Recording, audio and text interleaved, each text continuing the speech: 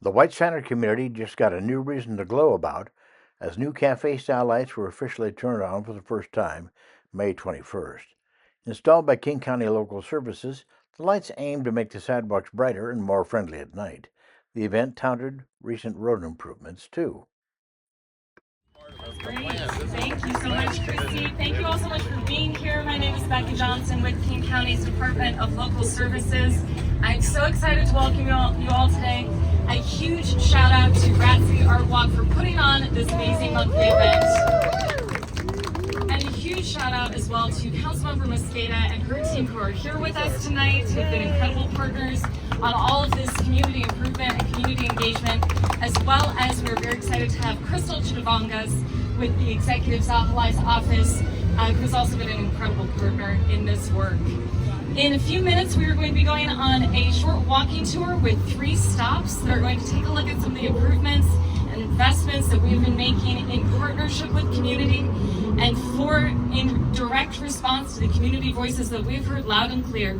The community wants more vibrant, safer, and more connected spaces. We're really excited to be able to take you south to see some pedestrian and traffic improvements with Tricia Davis, our Road Services Director, who will be leading the tour. After that, we're going to be going across the street to Puffy Panda, where we will hear from Donna Chan, who leads the art walk and is a true community leader. And then we're going to head over to see some improvements and some sidewalk art that's been done with White Center Pride before we come back here to see those lights turn on. Are we ready? Yeah. All right, let's follow Tricia. So we're this is 100th to our south. And you'll notice if you look to the north, you have 2 lanes of traffic, and then you also have room for parking, and then connecting here, you also have bike lanes. Before going south along 16th Avenue, you had 4 lanes of traffic, 2 in each direction. You had high speeds, and we had a lot of concerns around safety for pedestrians. It was definitely not safe for cyclists, I know, because I actually kind of accidentally biked down it, and it was a little scary of an experience.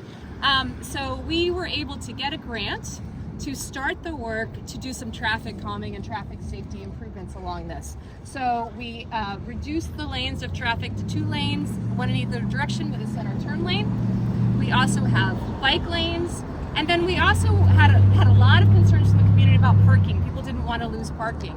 So we ended up going back and doing some redesigns, and we started with 43 parking spaces on the corridor. Now we've got 46. So we're able to actually add a little bit more parking for the community because it's something that's really important. So we also have some crossings. We have some lighted flashing crossings, and you can, hopefully we'll see them activate because you can see them all the way from here when they light up.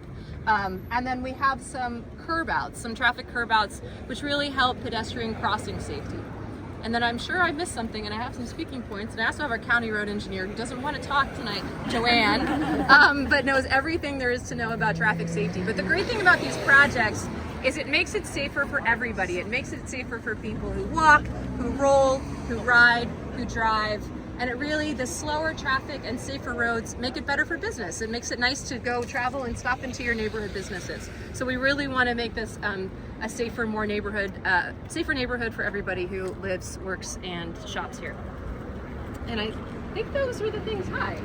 How about street trees and landscaping on the sidewalk? Thank you. Street trees and landscaping on the sidewalk. There is actually a project that is coming, and I'm sorry I don't have all of the details, but we have an urban forester at King County and the Department of Natural Resources and Parks, and that urban forester is working with our roads team to do some urban street trees. We've got a project here coming, and I will actually have to get you a link for that, but we're looking at trying to find areas in this neighborhood that are really good candidates for urban canopy because we know how important that is for the community.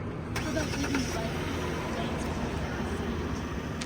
Okay, so there's a question about bike lanes on 17th. We actually looked at 17th as an alternative. You know, this, and I'm now blanking on what our answer was for that, but 17th is more of a residential road, and this is a good thoroughfare, and so this was a really good candidate for the bike lanes and for the traffic. But if the bike lanes and stuff are there, what are you going to do about the parking? Because it's kind of outdated.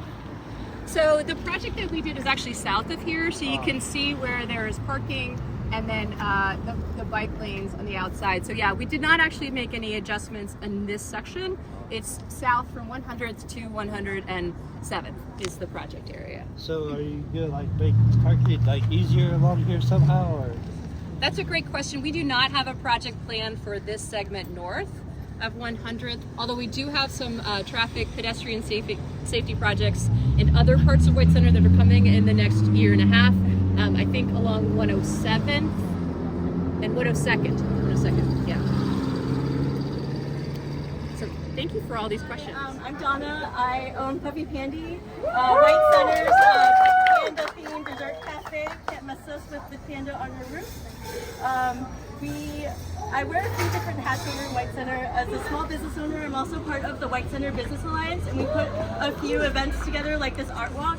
I also am the organizer for the art walk, so thank you all for being here and participating. One of the main reasons why we built this art walk was to show the community that White Center is walkable and that it feels safe to actually walk. And with the new glow ups, with the new lights, and with the new sidewalk and all of the stuff that is coming in the future, we want to keep promoting that and show people, because a lot of times people haven't been here maybe for a while, or we just want them to come and see for themselves and know that, hey, you can actually come in here and feel safe and be able to enjoy a whole night or day and just hang out in White Center.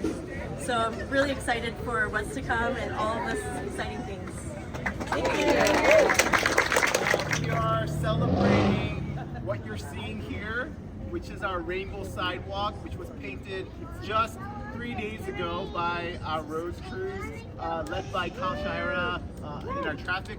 So, shout out to Kyle and his team. And Jeff is here. Oh, Jeff is here. Jeff is also part of that team. Thanks, Jeff. So this would never have happened if it wasn't for White Center Pride. Yeah, it's a sign of new things that come to White Center, bringing positivity to the neighborhood and bringing the community together. We're excited to go all out in a couple weeks for White Center Pride.